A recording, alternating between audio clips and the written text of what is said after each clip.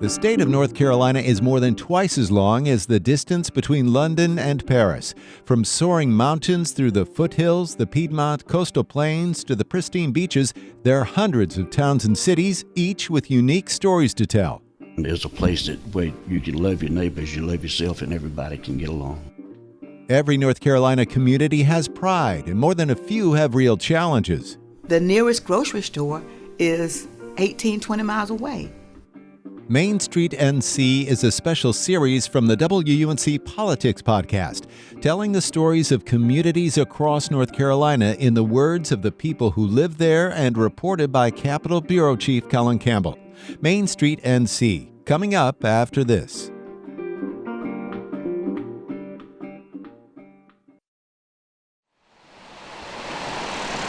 Standing next to Spring Creek in the tiny mountain town of Hot Springs, it's hard to imagine a flood. The mountain creek is only a few inches deep, and many of the scars of Helene have faded from its banks. But in September 2024, Spring Creek carried massive amounts of water through downtown Hot Springs, about an hour north of Asheville near the Tennessee line. One of the hardest hit businesses was the resort and spa, known for its mineral baths that have drawn visitors for 200 years, an attraction that gave the town its name. General Manager Heather Hicks showed me around the property. So we lost 3/4 of our mineral baths, 2/3 of our lodging, our entire hot water system. It was epic. Absolutely epic. Yeah. The resort has been able to rebuild some of the cabanas and hot tubs where visitors bathe in the 102-degree natural spring water overlooking Spring Creek. But it's been a slow process, and the resort currently has 7 rooms of lodging where it once had 27. And it's a big shift for town economically. You know, this is a town of less than 600 people. Prior to the storm, we brought in 70,000 people a year to Hot Springs to visit the waters.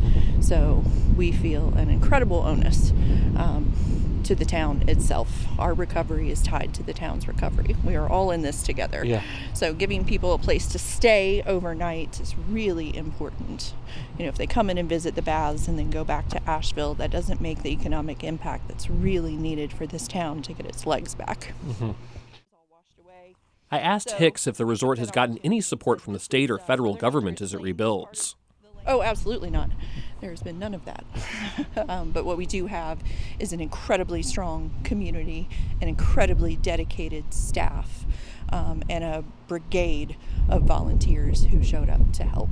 That's what has rebuilt us. There has been no insurance money. There has been no government money. There's been a lot of heart and dedication. Yeah. It's a similar story when you talk to other business owners and local leaders in Hot Springs.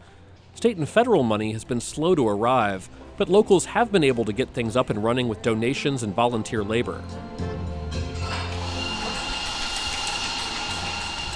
When I visited Hot Springs in December, Artisan Gallery and Cafe had just reopened in its original downtown space after operating from a temporary space for more than a year.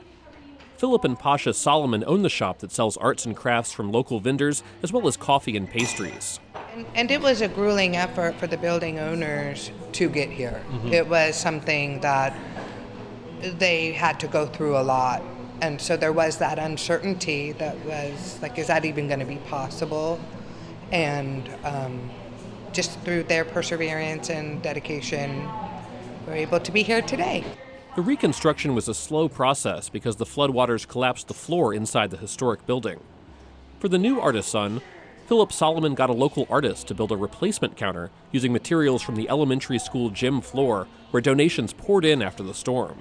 The reason that they had to redo the floor at the elementary school was because of all the donations that came in were so heavy on that floor, and there were some leaks of water and chemicals, and so that floor had to be taken out and redone. And so kids will come in here and say, hey, that's the gym floor. and one kid said, I've got blood on that floor. And the other kid said, we've all got blood on that floor. Everyone in Hot Springs seems to have put their blood, sweat, and tears into the recovery process. Many of them have volunteered through the nonprofit Rebuild Hot Springs, which has spearheaded the efforts to rebuild homes, businesses, and infrastructure.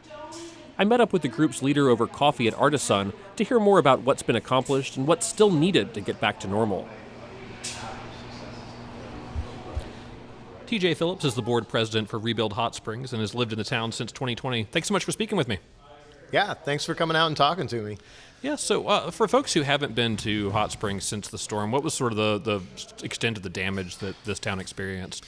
Well, I mean, for the most part, the downtown was just devastated. The thing I think a lot of people don't understand that made Hot Springs a little different than some areas along the French Broad River was that it wasn't just the French Broad River. You know, the French Broad River came up and there was extensive damage to homes along the river and the Hot Springs Resort and Spa. And it really came right up to the train tracks in town where all the rest of the businesses on the other side of those train tracks, Spring Creek had come up. And so for the downtown, it was really, Spring Creek. I mean, where we're sitting right now at Artisan, this was probably 8 feet of water in here. But from Spring Creek, not the French Broad River. So sort of the unexpected of, well, it's not the larger body of water that caused all the problems. Right. Yeah, so for folks who are familiar with town, it was, the bridge across the French Broad River was underwater, and all the way from there to, almost to where the Alpine Court and the Presbyterian Church had, that was sort of the edge of where there was damage to those properties, but that was sort of the edge of the high water mark in town. So that's the entire downtown. Is there sort of numbers as far as the homes, businesses, et cetera, that either were damaged or destroyed in the storm? Yeah, so for rebuild, our scope is more than just the downtown area. We also had, particularly the community of Spring Creek, which is part of Hot Springs, as you're heading further up 209 and further up Spring Creek, that area was also, a lot of homes damaged down through, a lot of sort of, not just the homes, but, private bridges and driveways, things like that. Without off the top of my head, I think there's somewhere in the ballpark of at least 40 homes and over 24 businesses for sure. Yeah, so in the wake of the storm, how did you go from sort of the initial everybody doing what they can response to sort of formally coming together as the Rebuild Hot Springs organization? Yeah, well, so that was kind of a, I was, so I don't want to say brought in by accident, but, I wasn't part of, when I was brought to the initial forming meeting of the nonprofit, there were just a lot of folks from town that were sort of asked to be part of that initial meeting, and I was asked to be there because I was working on coming up with, I had seen, my wife had organized the donation center that the town was running for sort of food and toiletries, that sort of things. And I was watching some of what I've heard called the disaster within the disaster of like, well, we've got enough diapers for this community for the next decade, but not enough other things that were important. So what I was trying to do just at that moment in time, this is still in those first few weeks after the storm. I think this was probably early October, still mid-October maybe, and I was trying to get my arms around the fact that at some point, hopefully the donations were going to shift from, okay, people are being fed, but there's a lot that needs to be rebuilt with the homes and the residences. So I was trying to put together this sort of building materials list so that we didn't end up with enough drywall for all of Western North Carolina and not a single piece of plywood or something, right? So, my thought in going into that first meeting was like, oh, great, this is getting formally organized. And so, I have this list, at least what it looked like on that day, because it changed every single day.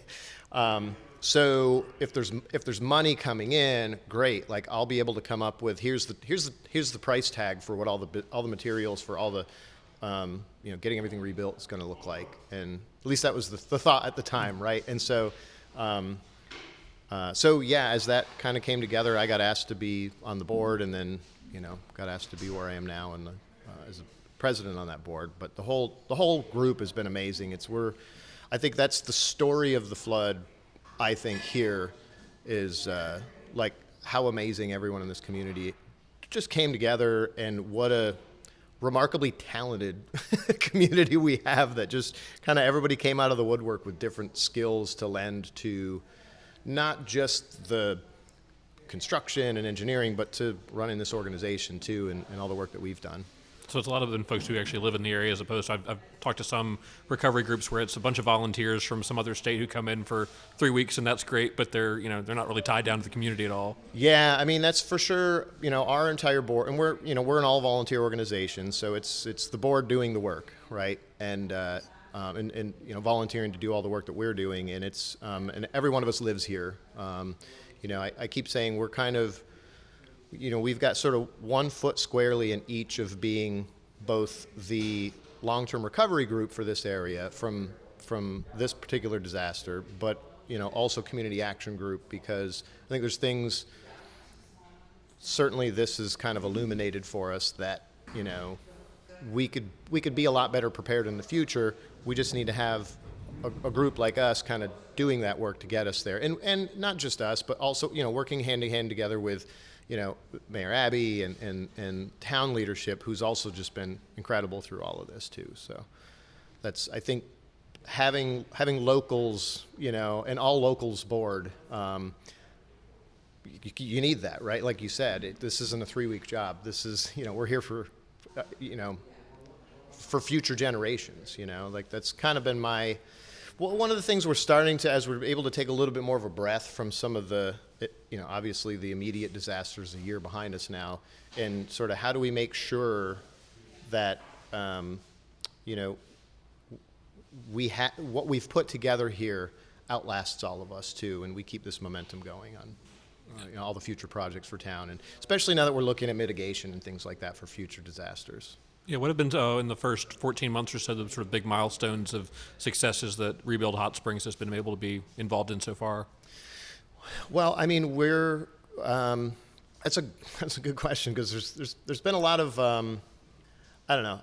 I sometimes look at some of the wins we've had as some of the wins I look at as just like, wow, look at who we've got just willing to be on part of this and volunteer all this time. Like those are some of the big wins for me, that we just have these people in our community is just amazing. But I think with some of the things we've been able to accomplish, for sure has been obviously the amount of money we've been able to raise for all the different programs that we've put together. We're hoping to hit $2 million by the end of this year that we've raised for the community, and that's been, we've done a lot for the volunteer fire department for the in terms of repairing some of the trucks immediately after the storm.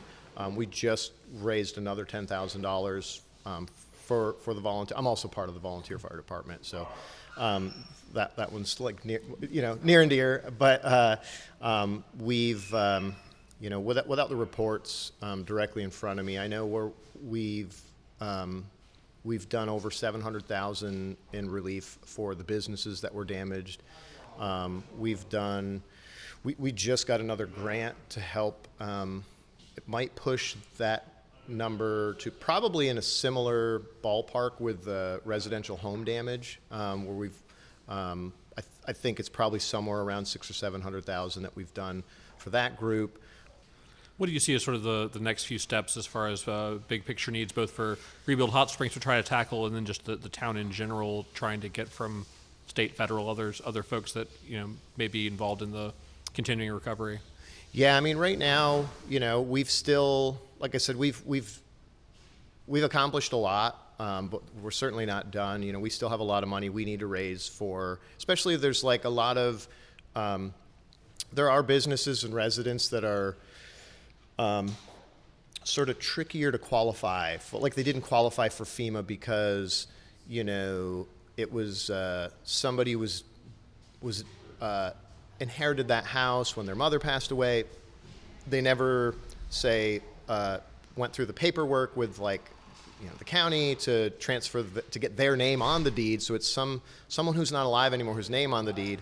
These are things that just flat disqualify you from any help from FEMA. And FEMA's not enough for a lot. I mean, if a house is totally destroyed, there isn't even even if you're able to get the full amount you qualify for out of FEMA, it's not enough to build a house.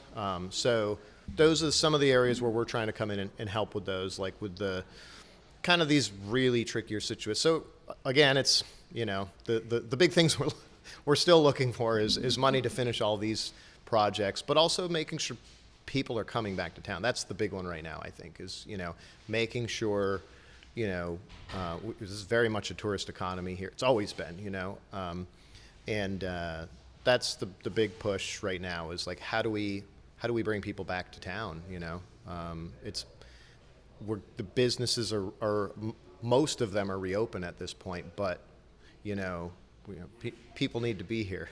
Yeah, so if you don't think this fall hasn't had the same tourism numbers as like a pre-storm level of No. traffic you see through town? No, definitely not. And I think probably some of it is traffic's been a nightmare here. I think with all the problems of I-40, we are often a bypass.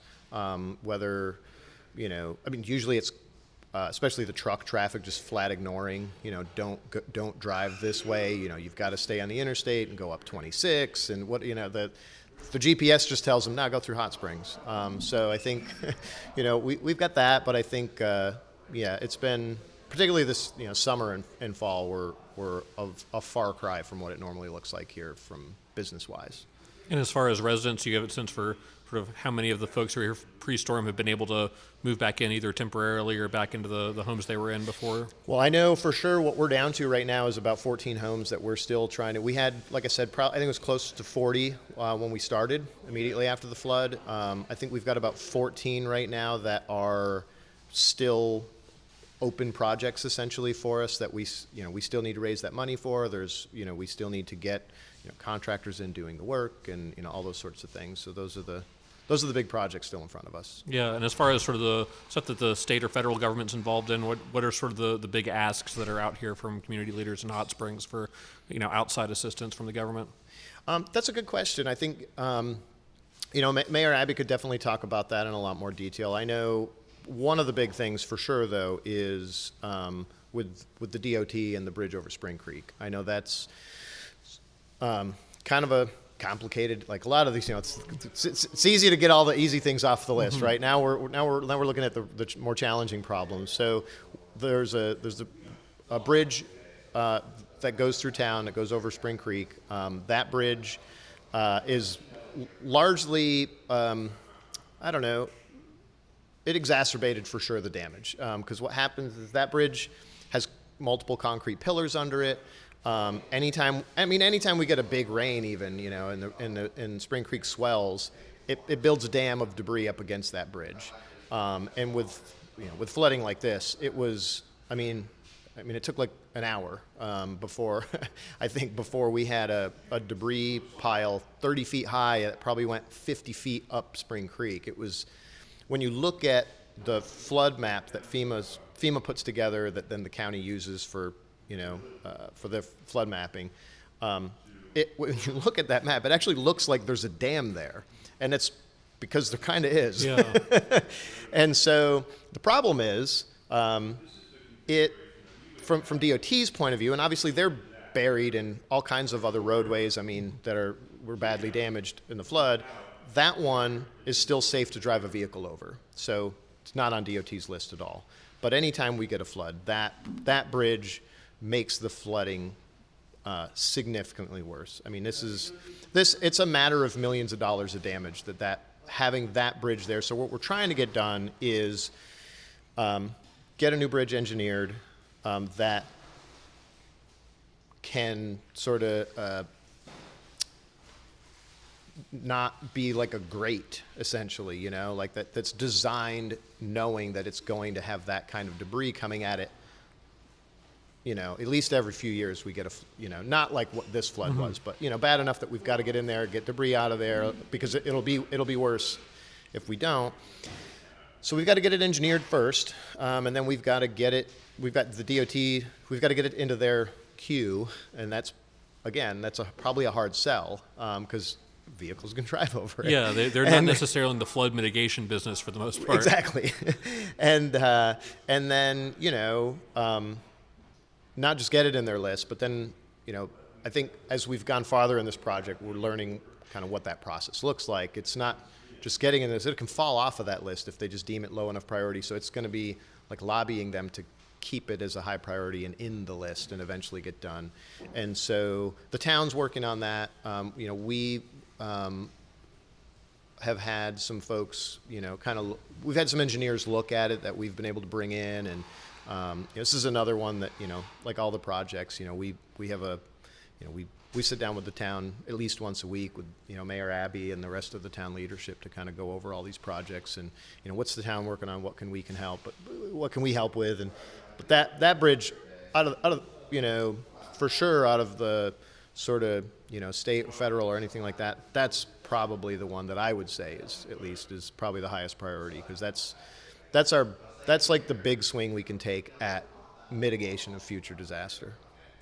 As far as the outdoor recreation resources in this area, has most of that been gotten back to where you can have river trips and people on the hiking trails, or are there still areas where trails are closed or the river is not quite in the right condition to run river trips? No, that's actually, we had, it was really all of our, especially the raft guiding community. We've got a couple of raft guiding companies in this area that are amazing, and they were heavily involved in, just the day of rescue. That's our Swiftwater team with those guys, and so, the river's fully open, and the trail as well. We actually had probably what I would say was the most helpful thing that we had here out of the sort of federal or state government immediately after the flood was when the National Guard, 10 days in, the National Guard was here, and largely just like construction engineers, but they came in and just hauled debris, and they were humongously helpful, and they ended up going through and just with like a team of chainsaws, and they cleared not just the Appalachian Trail, but some of the other, more popular hiking trails that, again, we rely on for our tourism, our economy here. So, all of our trails are open. Well, TJ Phillips is president of Rebuild Hot Springs. Thanks so much for taking the time to chat with me. Yeah, thank you for coming out. Hot Springs wasn't the only community in Madison County that was hit hard during Helene. The county seat of Marshall was also flooded by the French Broad River, including the historic courthouse. Like Hot Springs, many of the downtown businesses in Marshall have reopened, but plenty of storefronts remain a work in progress, and government facilities are still in temporary spaces. To get a better sense for where the recovery process stands across Madison County, I stopped by the county manager's office. Rod Honeycutt is in his 4th year as the county manager here in Madison County. Thanks so much for taking the time to speak with me. Yes, sir. Thank you very much. Anytime we can highlight what's going on in Madison County, we appreciate it. So we're now, 14 plus months out from Helene. What are some of the biggest milestones you've seen so far in Madison County in getting things back to normal? So I remember one, just from a local government perspective, and I want to put this in boxes. So we lost our courthouse in downtown Madison County. We had just refurbished that courthouse, put about $1.2 million in it before the storm hit, and it washed down the river. So we are now in a temporary facility, thanks to FEMA and our federal government, about a $4 million facility that FEMA has funded. And to get back into normal operations, even in a temporary facility, is a good thing. We were operating out of like a gym, and we're now into actually a courtroom, courthouse. Looks like a courtroom now. So that's a big thing. We've seen parks come back, Barnard Park come back. So, a little bit of recreational. Our rodeo community is starting to come back and meet. But still, the infrastructure remains number one concern for the county and our municipalities. We lost courthouse, 2 town halls, 2 wastewater treatment plants, and a post office. The only thing that's come back so far in any type of permanency is that courthouse. Everybody else is still operating out of makeshift. So that's still, and those are a huge amount of dollars that we're talking about. FEMA, we meet with them every Monday or every other Monday. We go over this spreadsheet. I think there's 61 products, different worksheets we go over, and we find out the status. The money's there. It's just the process of getting to the money. It's slow. It was a generational storm. It's going to take us a generation to recover. We know that. But there's 17 steps to get to the money, and each one of those 17 steps has 3 or 4 things underneath it. And if you miss one, you go back to the beginning. A little bit of frustrating, but we've seen progress and we've seen their resiliency in the community come back together. Christmas parades, that's back to normal. Good Thanksgiving, good Veterans Day ceremonies in the county. Still a long way to go when it comes to infrastructure in the county government. Yeah. So is there funding sort of committed from the federal levels for all those sort of replacement projects for infrastructure? And it's just a matter of how long it takes to get to where you can start construction? Well, I won't say that the money's committed yet. I'm gonna say it's probably earmarked at the federal level, but not but in terms of two specific projects, it hasn't trickled down that far. Well, let's take one of the wastewater treatment plants down in Marshall. I'm going to make up a number. Let's say that's a $10 million project. That $10 million project has to have architects, engineers, environmentals, land acquisition. That stuff don't happen overnight. They've committed to helping us, but we have to meet all these gates of getting all the procurement done, all the estimates done, all the environmental, all the architect, all the engineering steps in place before they're going to commit to the money. They say, yeah, we're going to help you, but you got to meet all these gates. It's just a slow process.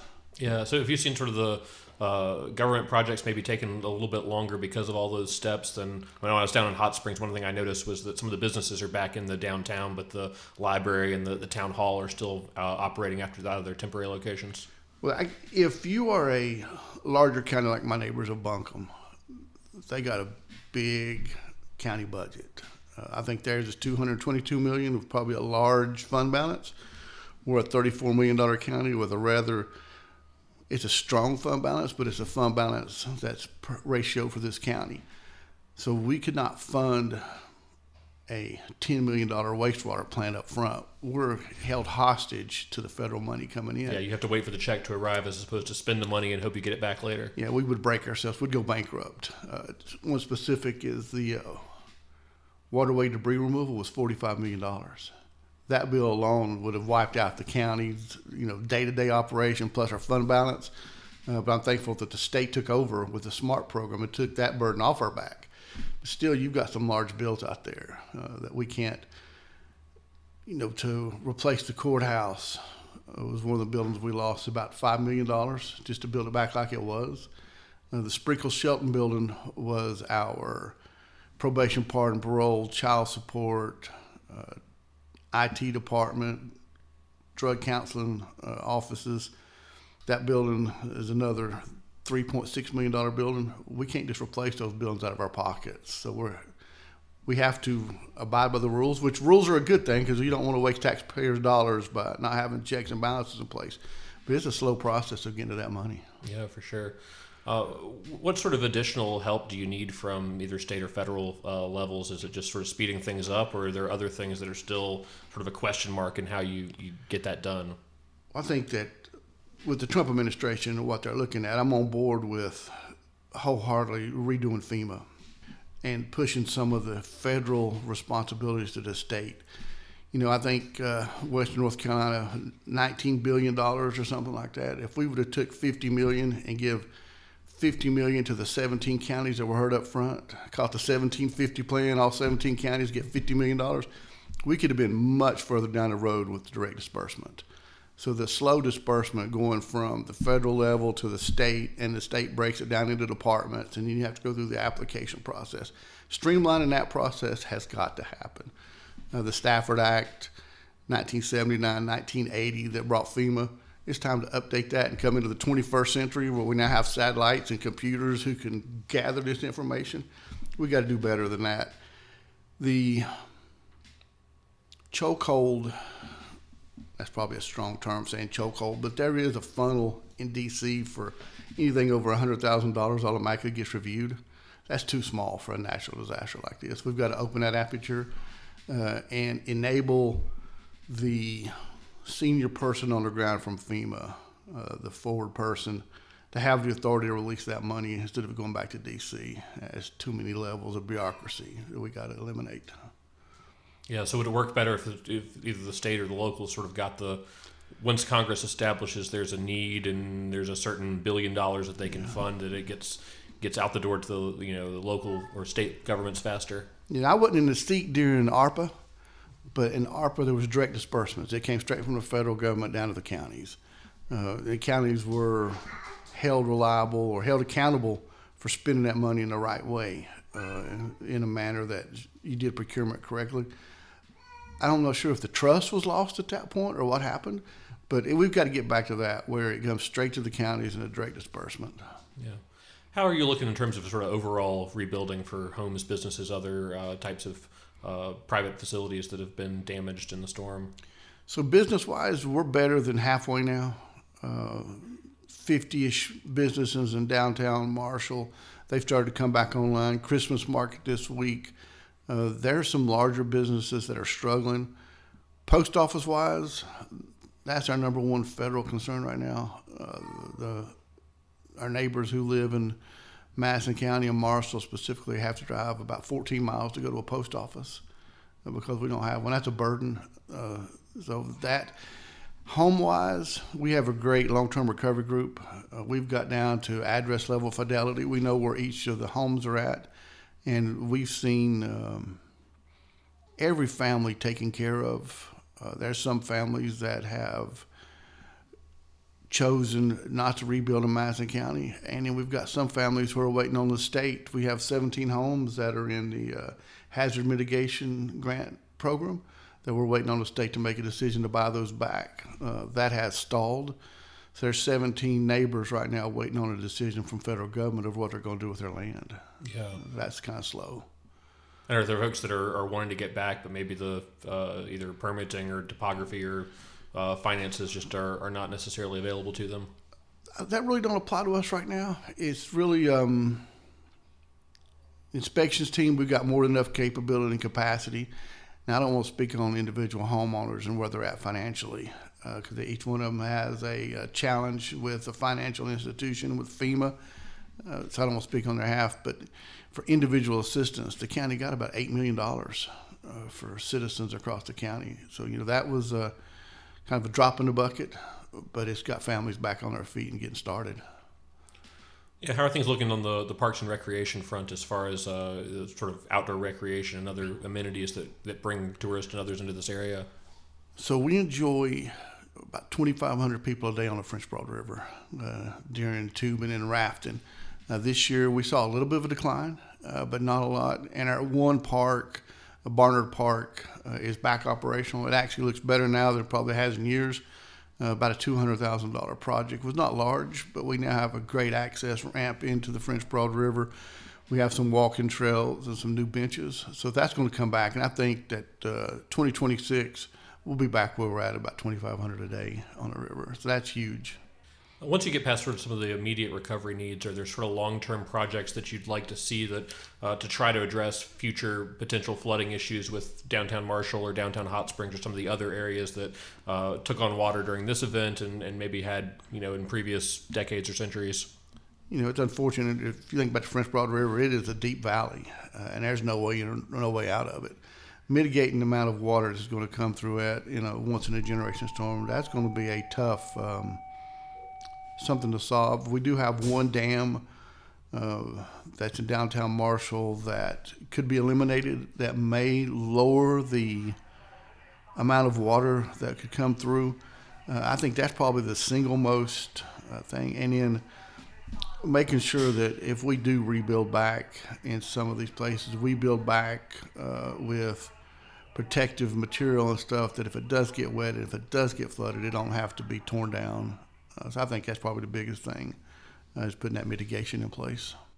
I came up this way about a year ago. One of the big hot topics was debris removal. Where does that stand? Have you gotten most of the issues with either debris that was potentially clogging up your rivers and waterways and that might be fuel for wildfires if you had a bad wildfire season? So we had about 514 piles, is the technical term that was identified, and we've come a long way. Right now, we're looking at the 1st of March of being complete, of having all the debris out of the waterways. Debris Tech and SDR are the two contractors. We didn't choose to go with the Army Corps of Engineers. We went with the private contractor. They've been very good stewards. Now, they've made a couple of mistakes, but they have corrected those mistakes. And where our streams are narrow, they've not put equipment into the streams. They went down and took it out by hand. and we appreciate the diligence and paying attention of being good stewards of our environment. But we're well on track. This year we had a little bit of a dry spell, so we took the contractors that were working the river and the U.S. Forest Service and the North Carolina Forest Service asked if they go into on land to help us with some of the forest fire and move some of that debris out of the way. But they've now completed that and back in the river. I think by 1 March we're going to meet that goal and they'll be done. Rod Honeycutt is the county manager here in Madison County. Thanks so much for taking the time. Yes, sir. Thank you very much. Main Street NC is a production of WUNC News. The podcast is edited by Dave DeWitt. You can see photos of Hot Springs and its recovery at our website, WUNC.org. I'm Colin Campbell. Thanks for listening.